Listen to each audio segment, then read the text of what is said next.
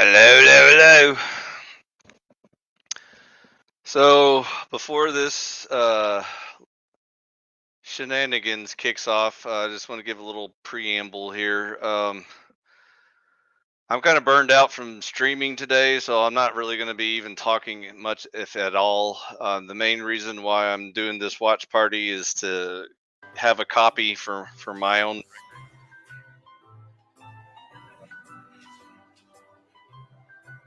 About chat, unless there's some dank memes in there. Um, so I probably won't be stopping or pausing or commenting much unless there's just something that really needs commenting. I made the fatal mistake in their first debate of doing the drinking game where every time Andrew says something retarded, you have to take a drink. And so, I nearly died from alcohol poisoning. So for this watch party, I'm just going to chill and let him do all the talking. And like I said, I'll pretty much just not appear on camera or anything. And I'll probably post a StreamYard link if we want to have like a little after party, kind of just share our thoughts kind of thing. But I'm not expecting too much, so we'll see.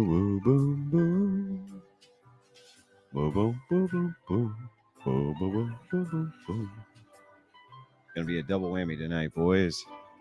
We'll have this nice chat with Mr. Smith, and then gonna head over to whatever podcast. Glorious leader graces us with his presence. Give us the Kool-Aid, Andrew, so that we may drink of it. Or 5. Try not to make a fool of yourself this time, bro. You're really starting to embarrass yourself, so put a little more effort into it this time.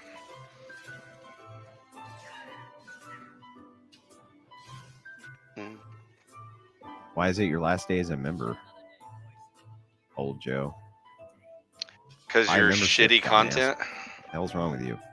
Your gifted membership's going to expire. You're just going to quit? You just going to quit on us, old Joe? Do you blame him? Huh? You just going to quit? Did he stutter?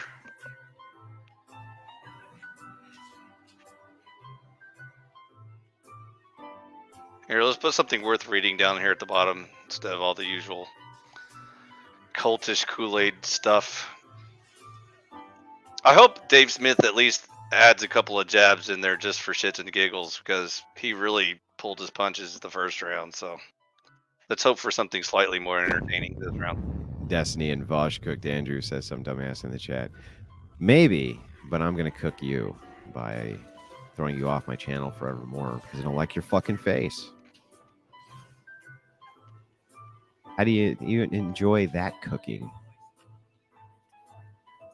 Now you can tell all your friends you got cooked by Andrew. Hope that makes you feel better, dumbass. You got him, bro. Another new pwned. Blood sports victims.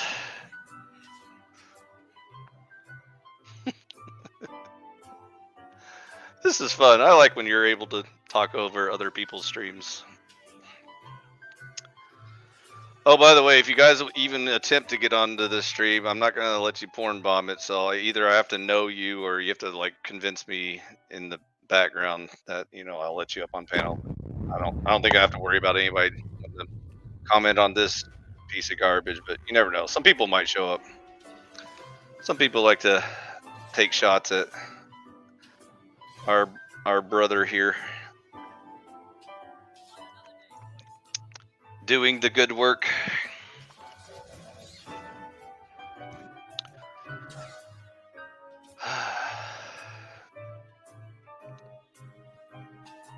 That's, by the way, the first law of thermodynamics that Vosh didn't know. Oh boy, here we go. The first law of thermodynamics that Vosh didn't know, which was don't piss Andrew off in his own chat.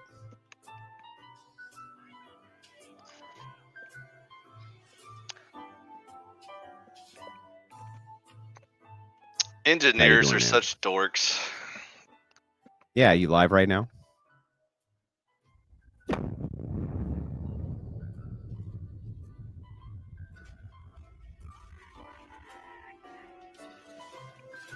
I bet he's gonna cancel again and be like, "Oh, psych." Next week behind a paywall.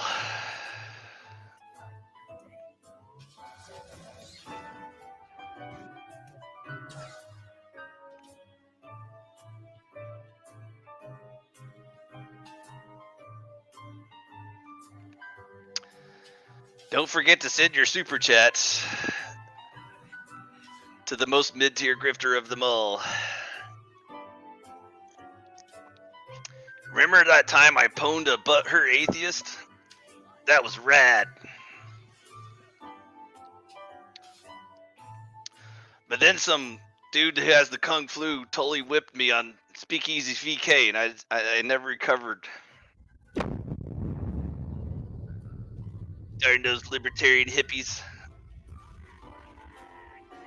Always wrecking me on my own platform.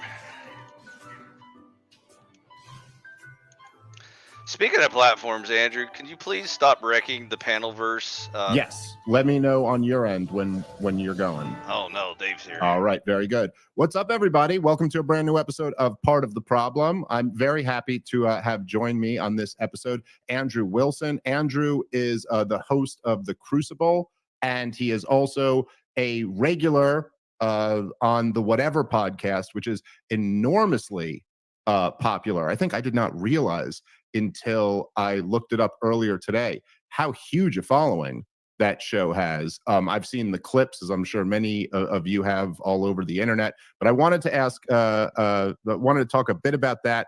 Me and Andrew did a debate on The Crucible just recently, and on the show we talked about continuing it in more of a conversational format. Yeah. So that's what we're going to do tonight. Thanks so much for joining, Andrew. How are you? Good, man. Thanks for having me. So when when I do a debate, I take debate seriously because from my perspective, I'm sure for you too, from my perspective, my job is to represent a worldview and to represent that worldview to the best of my ability. And so even guys who I genuinely like or might have a good relationship with, when I'm debating, my job then is to represent that worldview. So Sure. yeah. So I mean, I never have any hard feelings after a debate. It's just that a lot of times other people do, but you know how that goes, I'm sure. I have experienced that myself too. Yes, but I also I typically don't have hard feelings. Maybe there's been a few examples where I did. I'm actually trying to think about that. You know, when I debated Chris Cuomo, I actually didn't have any hard feelings. I'm sure he afterward. Well, you know, I'll tell you the thing about that debate. That was probably the only debate I've ever been in where I really felt a serious animosity toward the guy while we were debating. But also that's because he was in such a position of power. Does he give off the weasel vibe? Okay, you know how some people, you'll meet them and they give off the weasel vibe? You know what I mean? Like just their presence, you're like, there's something about this guy that just, the word cringe was invented for people like you, right? Well, okay, to be completely honest, I mentioned this. I did like a post debate episode about it. I saw the guy for like 2 minutes before the debate and maybe like 5 minutes afterward. So I am not in much more of a position than anyone who watched the debate to say what vibe they gave off. Cuomo was, the thing about him is that he's kind of like a gym bro. So it's not exactly the Weasley vibe that you're used to. He's more, the vibe is more like he's a gym bro who was in a very powerful family, and I think always kind of felt guilty about just being a gym bro, even though like that's probably cooler than anything else your family has done. But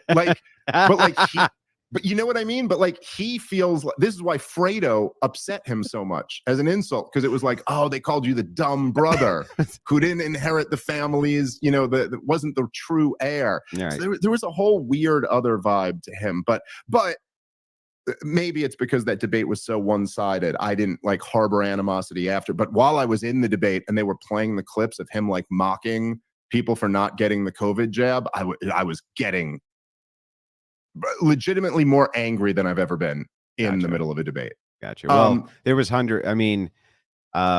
done, I think, over 350 live debates now.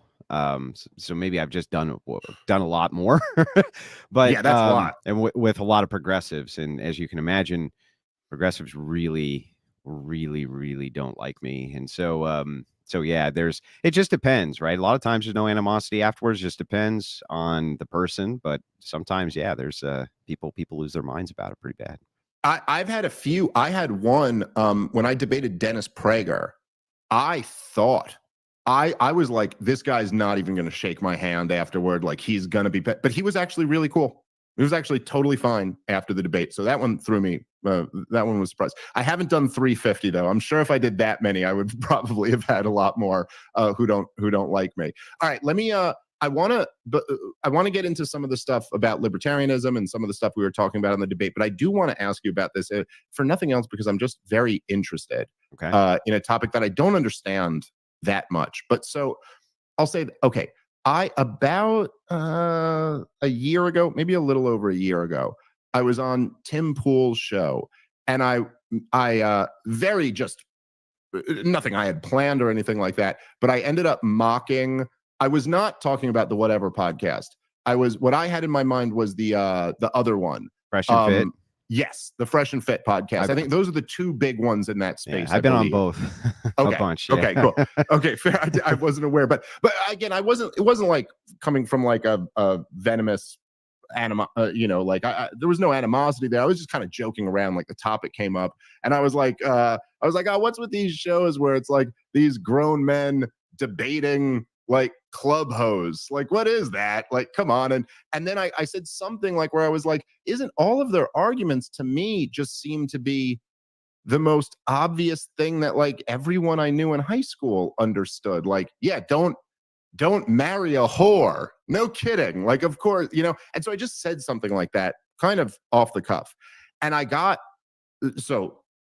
heard back from some of the fans who were upset about that. But then I have a decent amount of young men who listen to my show. Sure. And I heard back from a lot of like my fan base. And they were like, no, Dave, you don't understand. This is actually what it's like out there right now.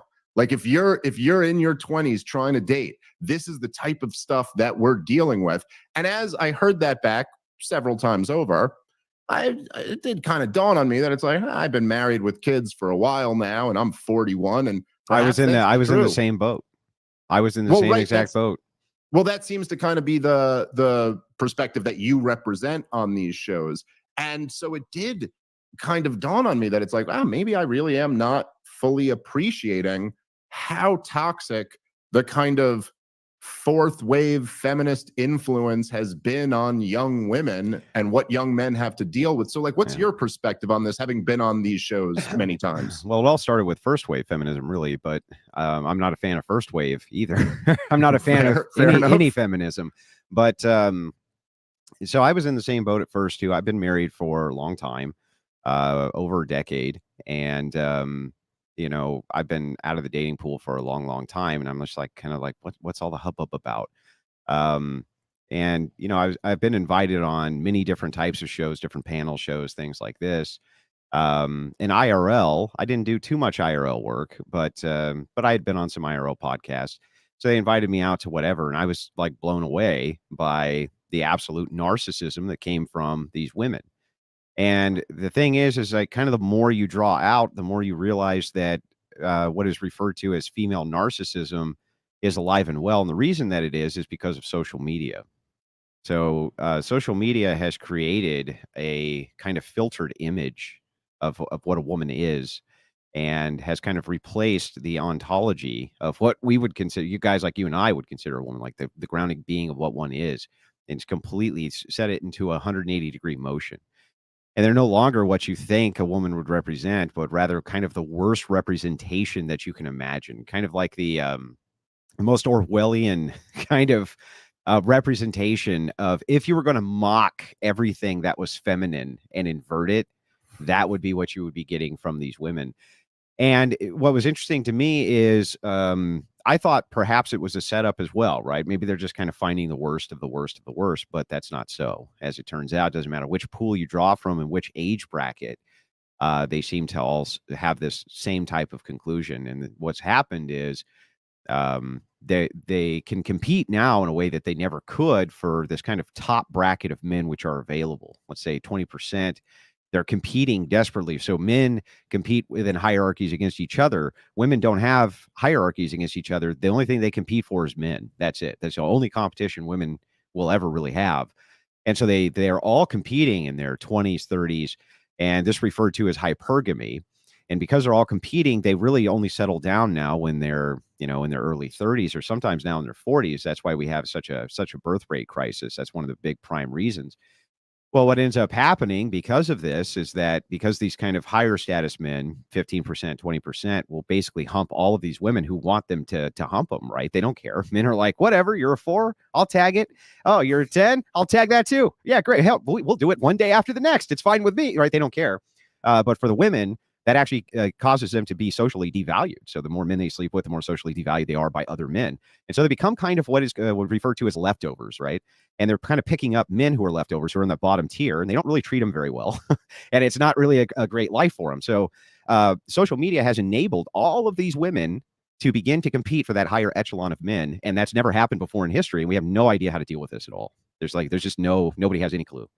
It is, as you said, I think you're probably right that social media is one of the huge culprits in this. I also, there's others. There's just how far, and look, I agree with you. I have plenty of criticisms of first wave feminism and second wave feminism, but something has clearly changed, like in the last 30 years. And this is why I don't even know how popular the term fourth wave feminism is, but third wave feminism was like the 90s, and there's something else going on, whatever you would classify this as. It's well, I really think it does boil down to social media, and I'll give you the reasoning behind it. Sure. So you can imagine in America, even going up to the 80s, that you were a product of your friend group, right? And girls would spend hours and hours and hours on the phone. They had kind of their own social media that way. Every 80s movie forever is making fun of it, right? And every 90s movie, the girl on the telephone, dad comes in, get off the phone. You know what I mean? Oh, you've been on it for hours and need the line untied. It's every movie ever. But the social circles that you had were localized, and you can't move out of localized circles, right? And this is all of human history. Your social circles are localized, and now they're not. They're not localized anymore. And so, now you can put an ad out essentially in 15 minutes on 15 different dating websites, and you can expand your range as far as you want or enclose it as far as you want. So you can expand your range to 500 miles to see if men will respond and give you what you want, or 20 miles. You could never do that before. Yes. Okay. So I completely agree with you, right? I've talked about this with my wife before, like just being like, okay, let's say if you were a hot chick in the 90s, you could kind of a young girl, a hot chick in high school, sure, or 20 or something like that. You could kind of have your pick. Oh yeah. You're right. You wrote your own ticket. In your town. Yeah. And maybe in the towns that touched your town. But today, if you're a hot chick, you could put your picture on Instagram and just have people from everywhere, millionaires willing to fly you out to wherever. So I 100%, that's a huge part of it. I just mean to say that also there has been a cultural component where I maybe this is just my own personal experience, but I felt like when I was in high school, let's say, even kind of like the slutty girls felt a little bit of shame about it. And I do think there was like a cultural component to almost trying to remove any sense of like feeling ashamed. I mean, look, again, when I was a kid, even the slutty girls, the idea that they would just have like, naked pictures of themselves for all the guys in their high school to see would have been like, no one could have fathomed that. Even those girls would have been mortified if they had known it. And now it seems like that's like, I'm not saying every girl's doing that, but it certainly is much more normalized. Well, you're absolutely right. So what's happened is this is the strangest experiment that nobody ever knew was going to happen with the advent of the internet, right? We were like, oh, we got the Drudge Report. Yeah, it's the weirdest social experiment in history, and it'll be looked back on as just that, as this kind of bizarre social experiment. So here's the experiment. we are going to assume for a second that men and women are equally virtuous. We equally have the capacity for virtue. So what you're talking about with like, I don't want to be a slut. I don't want to be a skank. I don't want to be that, I don't want to be looked down on in society that way.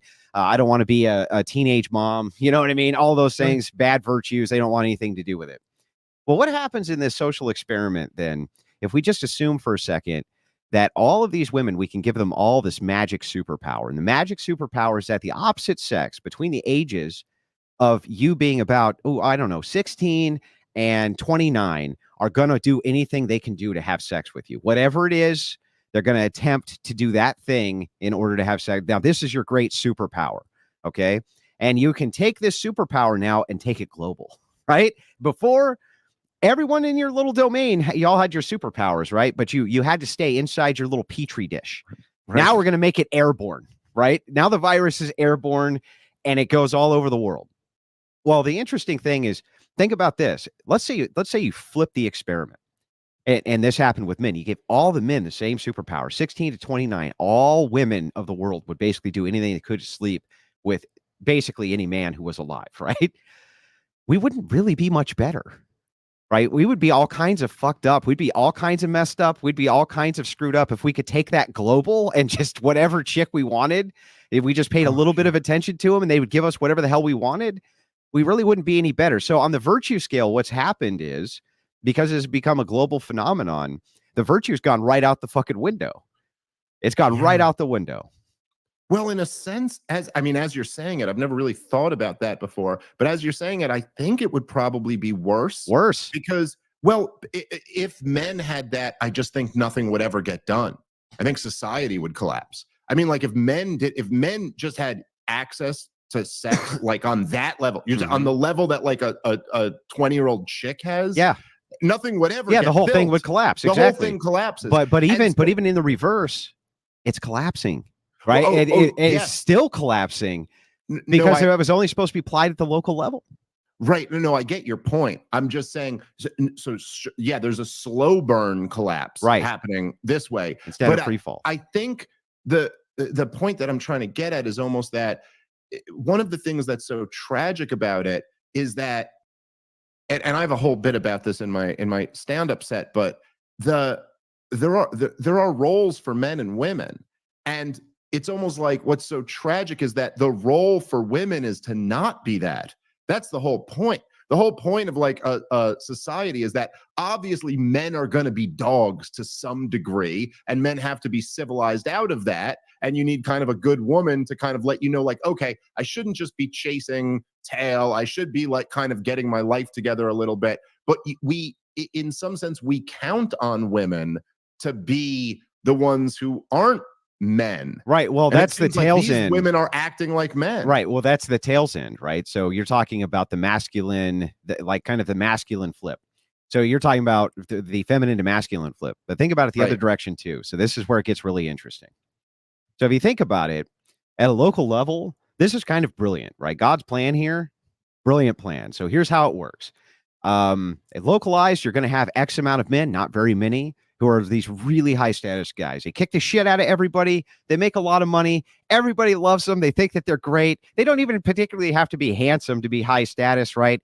They get the hot cheerleader. They make the good looking babies, right? They get the blowjob for breakfast. That's what happens for those guys. Okay. They get the pick of the litter. Now, the thing is because they only get one, all the other little ugly fucks in the town, right? There's still a chick for them. There's still somebody for them, right? In fact, there's an overage because usually it's 51% to 50 or 49 when it comes to men and women, right? And then men go off and die in wars and die on the job and shit like that. So there's usually a little bit of an overage. So you're going to get a chick, okay? But what happens when you broaden that globally and you take that same cheerleader and now it's not just that one guy, that one Omega Chad. Now it's 1 million Omega Chads and they can compete for all of them.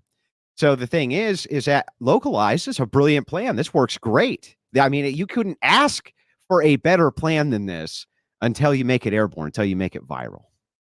Yeah. Well, I don't know. God's plan. I guess maybe God didn't think about social media. He's got something else in store. Well, the thing is the pendulum swings though. That's the interesting thing. Right. Is that right now we're in the middle of trying to deal with the idea of transhumanism.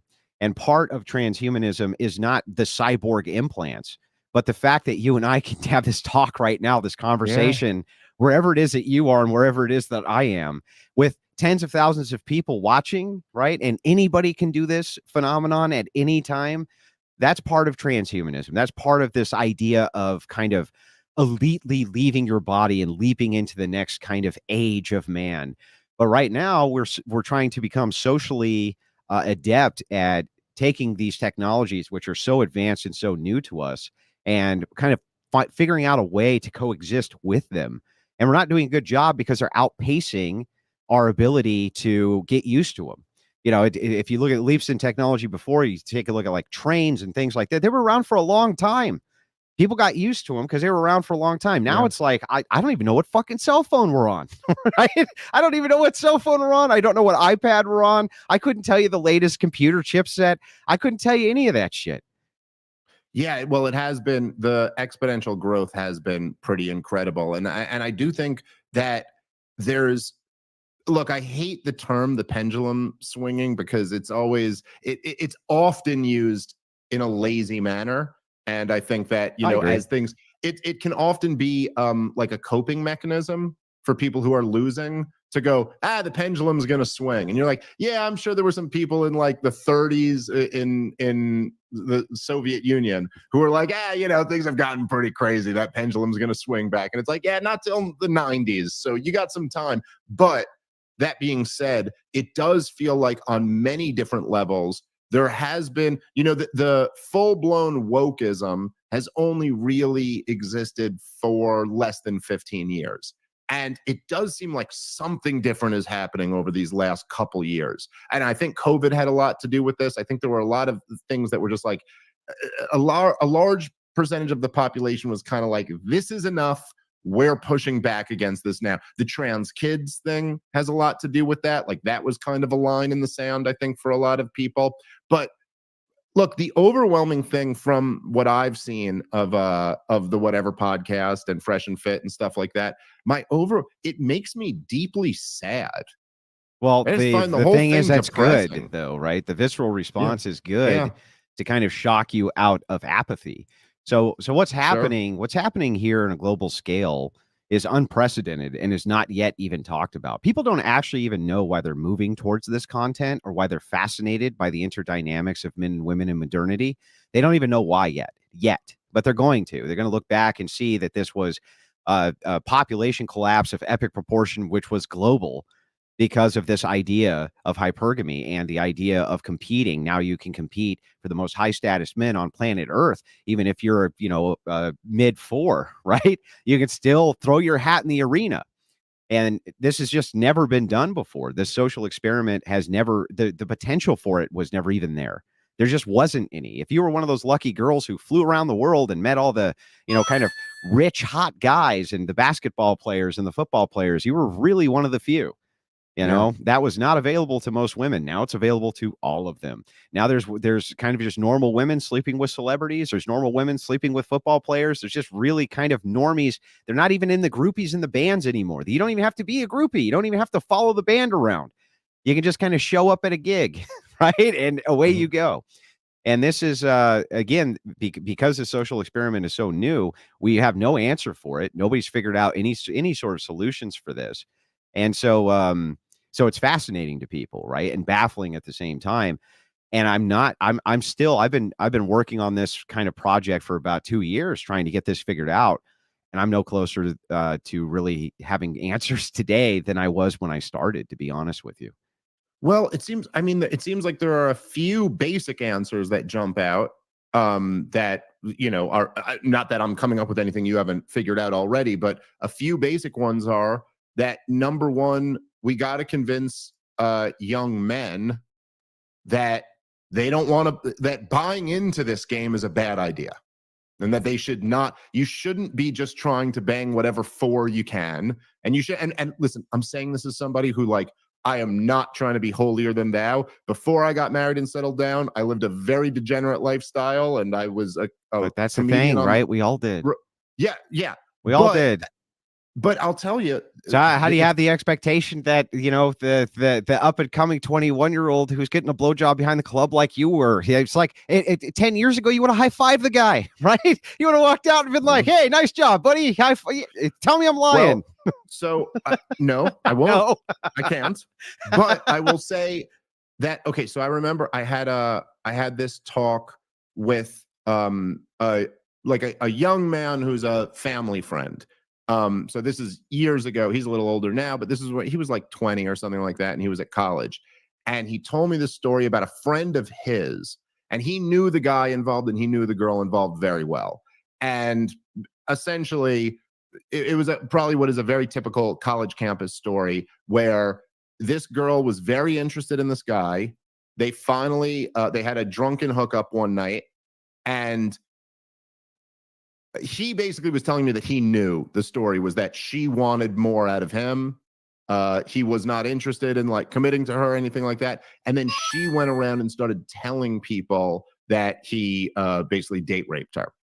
And I was talking to this guy who is somebody who is a close family friend who I love. And I was telling him, I was like, look, here's the reality. Because this is like at the height of the Me Too movement. This is a few years ago, right? And I said to him, I was like, look, here's my advice for you, okay? You cannot have drunken one-night stands. It's just not okay anymore. In my day, you could just do that. That was just kind of part of life. We all accepted that we were adults and had adult responsibility. And if you were out at the bar at last call, you could meet someone, go home with them for the night, and that was that. I go, that's not the world we live in anymore. And I'll tell you, you can't do that anymore. Now, it might sound like I'm saying, hey, it was okay for me to do this thing, but it's not okay for you.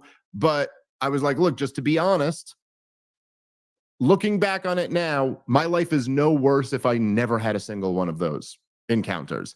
None of that actually matters. It doesn't bring you anything of value. It's over in a second. And it's pure materialism. Yeah, that's right. And look, it's one of the things, as you're talking about, I completely agree with you that I think one of the groups of big losers is like just regular guys who in the past, it would have been much easier for them to find a loyal wife. And now they've got to compete with the upper echelon of men. But I also just feel like every one of those girls, at least of the clips I've seen, every one of those girls who you're talking to, I feel like you are losing so much in this. Like the whole system was set up for you. The whole system. I know they want to define everything. But that's that's the great part of the social experiment, right? Well, right. But they define everything pre-feminism as being patriarchy or something like that. When in actuality, the way the system was set up was like, okay, we have these natural impulses. Guys want to get laid. And so the old system was like, hey, you want to get laid? Well, before you can do that, you have to commit to this woman for life. Well, it was interesting. The system pre-feminism was actually much more rigorous on the woman's side. They had a sisterhood, an actual sisterhood. Right. And so how this sisterhood worked was like this. If there was a woman who was being a skank or, this type of thing, or going after the various men, they would take care of that problem. And the reason that they would is because they were like, look, you're going to fuck this up for everybody. You're going to fuck this up for all of us. Okay. Right. If these dudes realize that they can get this from us, right. And they don't have to pay, take care of us, nothing. They're not going to. Okay. They're just going to do this. And they're not going to do that other part that we like, which is to basically sit on our asses at home for most of our lives. Right. Where they take care of almost everything. And it was a glorious exchange from the man and woman's perspective. It was a pretty glorious exchange, right? The men didn't give a shit. They were happy with that. Hey, you had my kids. You cooked the meals. If you have a bit of luxury and modernity, perfect. I don't care. The 1920s, 1910s, not a bad time to be a woman, I got to tell you. And they lived pretty comfy lives. And they had that sisterhood made sense then. Now the sisterhood is different. Now they actually, because they make these choices early in life to devalue themselves through degeneracy, the sisterhood actually pushes women who want to stay chaste towards that lifestyle. And what it is pulling up the ladder behind them, right? They're going, okay, what we're going to do is this. We can't have you, Mrs. Virgin, pretty Midwest girl, go after these high value men who don't want me anymore because I fucked 30 dudes behind an Arby's one night. Instead, what we're going to do is we're going to push you into that same lifestyle and tell you, no, you don't want that. These men are all bad. They're just taking advantage of you. Why even save yourself? Blah, blah, blah, blah, blah, blah, blah, right? That's what they're doing. So now the sisterhood's totally counterintuitive. It's doing the opposite of what it used to do, which is insane. That's the result of feminism. Well, yeah, I agree. I agree. And I think it is the result of feminism. I think that I think women are generally speaking more, they're more easily led. Oh yeah. Than men are, right? So women kind of like to, and this is something that I think almost everybody who knows women know. I think most women, if they're being honest, would admit this. Women are very likely to take on the characteristics of the guy they're with. They're much more likely to, like, a woman will tell you, this is what I want, and this is what I want. And then some guy will come around and be like, no, you don't want that. You want this. And they'll go, yep, you're right. That's actually what I want. And so I just think that when including all of where to eat, right? Yes, you have to read their mind. That's how that works. You know this. Yeah, you're a married man. But it is what most women really want is somebody to lead them. And this is again, I think this is built into how we were created. This is the inherent dynamics in us. And the problem is that when all of the cultural forces and all of the kind of quote leaders are pushing women in this direction, they tend to fall into it. And I'll say the thing that is, and I'm sure you feel this way too, because I know you're married and you got kids, that there's something really sad for all parties involved.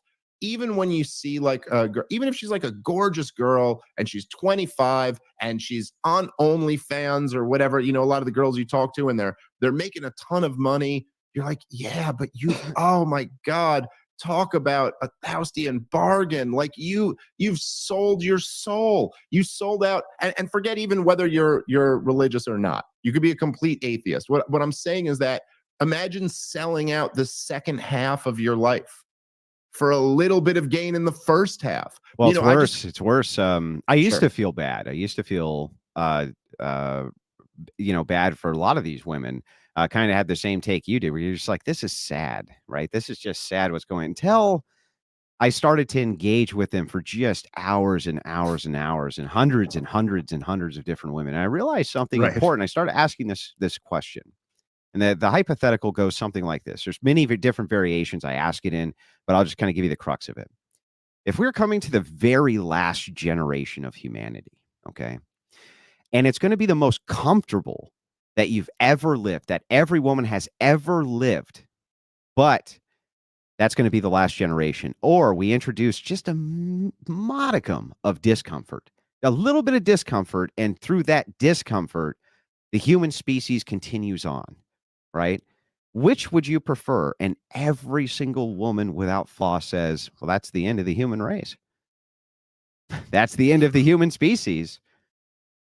Because what has happened is this, the way I phrase is like this superpower, right? That then creates this simp culture. It creates narcissists out of these women, and they literally can't turn it off, even when it's gone. So even after the beauty is gone, and they're gross, and men aren't opening the doors, and they're not carrying the groceries, and they're not sniffing all around to get some, right? They still can't shut it off. It's now embedded in them. And so at that point, they become a problem. Some of them become mentally ill, or they end up living alone for the rest of their life. And again, pulling the ladder up for other women, making them, doing the homemaking thing where it's like, no, go out and sleep with as many dudes as you can. I did, and my life is great. Meanwhile, they're fucking miserable in their cat houses, right? So I used to kind of feel a lot worse for them until I realized that a lot of them are just fucking horrible, Dave. They're just really fucking horrible people. And when given the opportunity of having that Spider-Man-esque choice of with great power comes great responsibility, right? They went, fuck that, threw the responsibility over their shoulder and just took the power. Okay. So I certainly, I understand what you're saying. And this is something I've mentioned before on the show. as a critique of like our generation in general, not just women, or not just people who don't get married, but there is something about feeling a responsibility toward the next generation and feeling and you could have this even if you don't have kids. They're not even having a next generation. Well, right. Makes it a lot easier if you do have kids, by the way. Yeah. But no, but I just mean that it's kind of like, look, as you were mentioning earlier, right? Me and you can have this conversation right now. In a previous time, we never would have been able to meet each other, Sure. let alone, like have this conversation in front of it'll be a couple 100,000 people by the time this is all out there. Sure. And previously, if we ever, when I say previously, I mean like when we were kids, if anyone wanted to have this, you would have had to be gotten a job from some corporation. We never could have spoke freely in the way that me and you are speaking right now. But even beyond that, I mean, the fact that like we have life-saving medications and we have air conditioning and we have all these things that just, extreme comfort compared to every previous generation. Mm-hmm. And the reason, not only that the reason we exist is because previous generations have had kids. And the reason we have this extreme comfort is because previous generations have worked their fingers to the bone. And then to take all of that and say, I feel no obligation to the next generation. Just, it's so profoundly horrible, like, and selfish that it's just, but now you're getting it. Profoundly horrible and selfish. Exactly. Yes. Exactly. No, and this is female narcissism and modernity. And all those guys who are DMing you, right? It's really hard, right? I feel terrible for them. And that's why I always say when I debate, I'm a representation of a worldview, right? If I can articulate what I know you mean, and I can just do it better than you can, then great, right? I'm going to do that. And that's what they're trying to say, right? When they're DMing you, they're like, look, dude, this is so fucked up out here. And they can't even tell you why. They're just like, this one time, this horrible chick did this one time, this other one did this. What they're all alluding to is this version of female narcissism and modernity. That's what they're really pointing at. They just can't verbalize it. Well, so I agree with that. And I feel the same way often in debates that like, yeah, okay, I can kind of express this a little bit better than a lot of people who want to express this thing. So let me make sure I do a good job of that. But I just returned back to and look, I also just this weekend, I happened to, my oldest kid finished preschool. And which is like, I don't know, if you got little kids, it's kind of an emotional moment when your kid finishes preschool because they're, it's like, I don't know, they were just a baby and now they're like becoming a kid. And then the next day she had her first dance recital ever. And I just had a weekend just like with a lot of like extended family and my little kids and it was just like the best.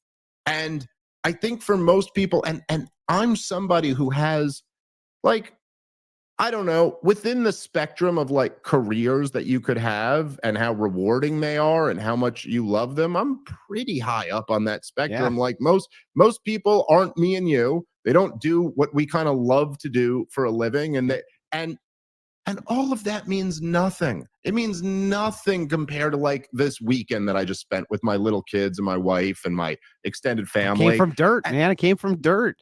I was a ground pounder. I mean, what I'm doing is working 60 hours a week inside of the coldest and hottest environments you could ever imagine, in some of the most horrible conditions you can imagine, inside of food factories fixing robots.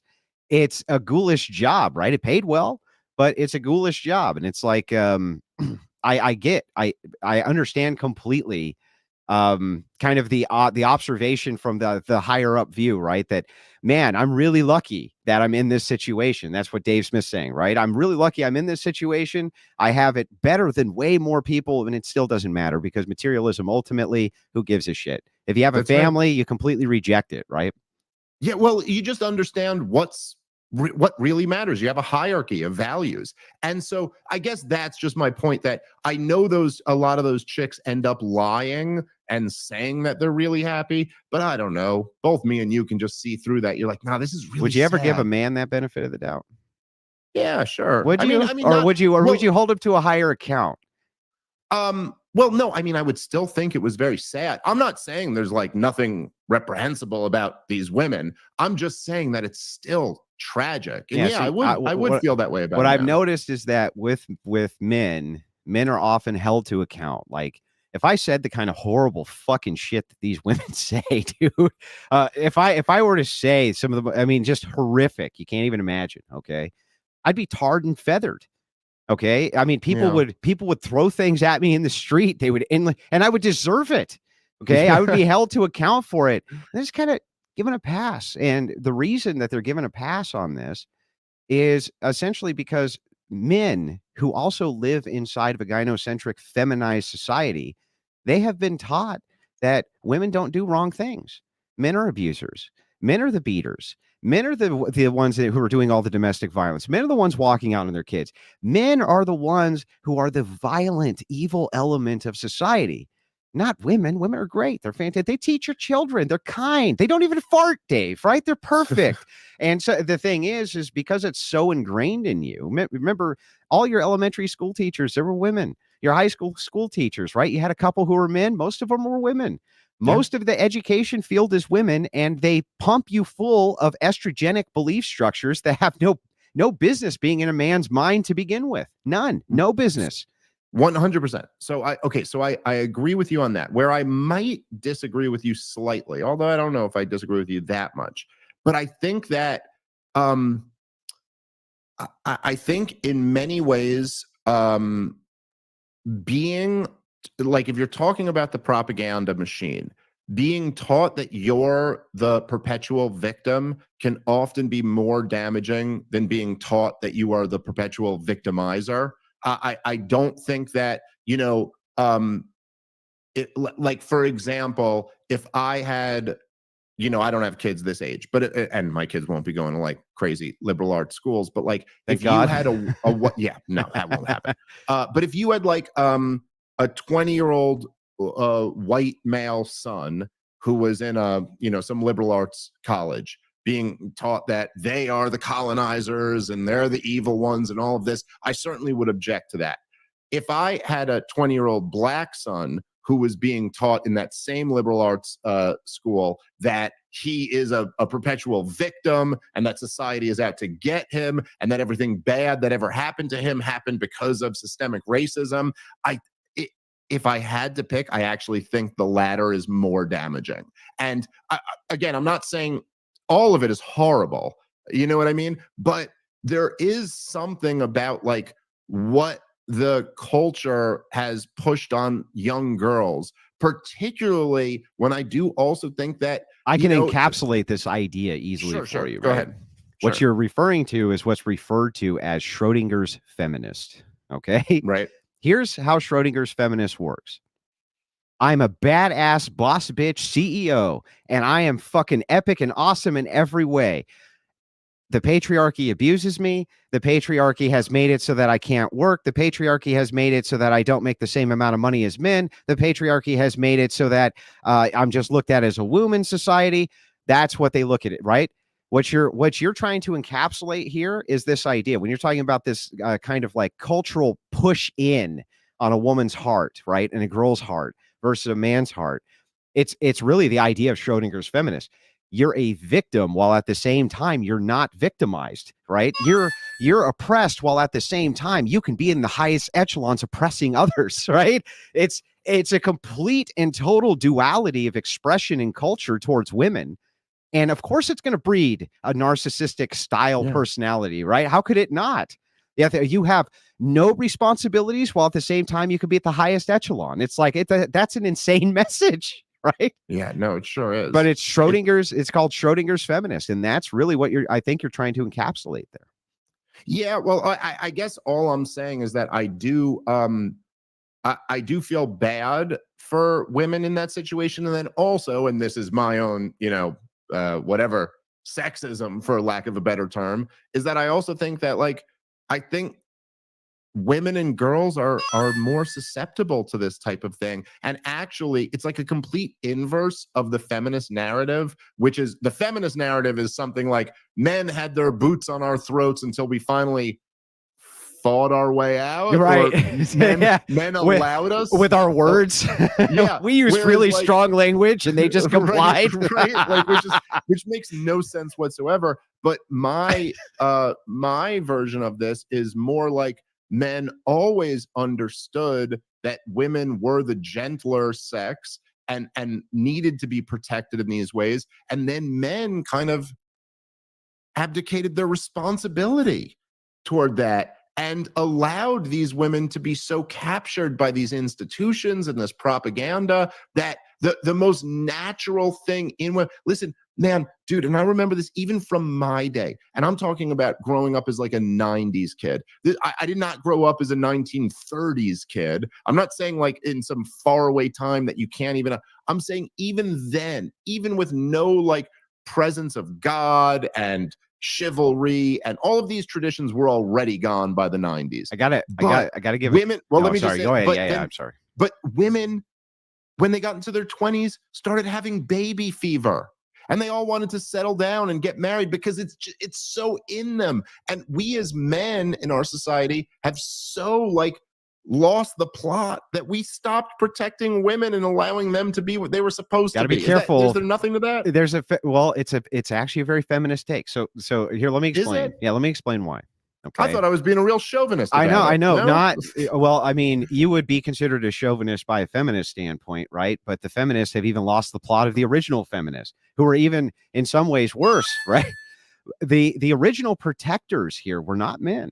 They were women. The original protectors of women's messaging were women. So the original suffrage, which happened, right? The suffragettes were completely outgunned and outmanned. Women didn't want the vote. They didn't want nothing to do with that shit. They didn't want any of those responsibilities. They didn't want any of it. They had great propaganda. And what they had more than anything was they had the moral high ground. They said, if we're not part of the political apparatus, we can go after women's issues and we can't be used. We can't be used because they can't buy us. They can't buy our votes. Right. So we always have the certitude of the moral high ground, whereas we're going to give that up if we become political pawns. These were the anti-suffragette arguments, right? And they were good arguments, and they hit home. And what they said was, and I can send you a whole ton. In fact, my wife's book, Occult Feminism, you should check it out. It has a lot of this in there. But originally, what they were saying to him is, if you allow this to happen, women are going to become total narcissists. They're going to become completely narcissistic. And they basically called modernity before modernity happened. Now, they had, it didn't quite map on because they couldn't foresee technology, but I mean, it's close enough. And what they said is, look, you're going to fuck it up for everybody. Stop. And it was actually men. It was men, these rich industrialists who were behind this. Like, well, you probably know some of the names, but some rich industrialists who were behind this, really pushing it in because they wanted these women in their factories. They wanted them in there to work for cheap. They wanted to expand the labor pool so that they could expand GDP. It was all, I mean, industrialism did a lot of this. And so, and then they were really pushing for it. They were funding it, the whole 9 yards. So women actually were gatekeeping their virtue far better than men ever did. But now, if a woman comes and tries to gatekeep virtue again, what ends up happening is the women tear her down. You're a pick-me. You're a, you know what I mean? You're a pick-me girl. You're just trying to, suck up to the men. You're just any type of female pushback towards, well, wait a second, maybe just don't fuck every guy that you see who has a nice wallet or a good head of hair. They get ripped to shreds. And so I think that, no, I don't think really that men were the falter in women's virtue. I think that women always kind of governed their virtue by necessity, and they just don't do it anymore. But you know who does? Men. We very much govern each other's virtue. If you're a piece of shit, you get beat up, right? You get beat up. If you scam somebody, you get beat up. If you fuck around, the fuck around, find out, that's a real thing, right? That's a real thing. Men still do it. I mean, if you take a show too far, you might get punched in the mouth. Right? Yeah. A guy might walk on the stage and be like, bam. And the viewers who are watching it might go, yeah, that fucking guy deserved that, right? He took it too far. He deserved it. Fuck him. He got smacked. And you know what? You, the guy who got smacked, might not even be that upset. You might be like, yeah, I had it coming, right? That's all people or men holding men to account, men governing each other's virtue.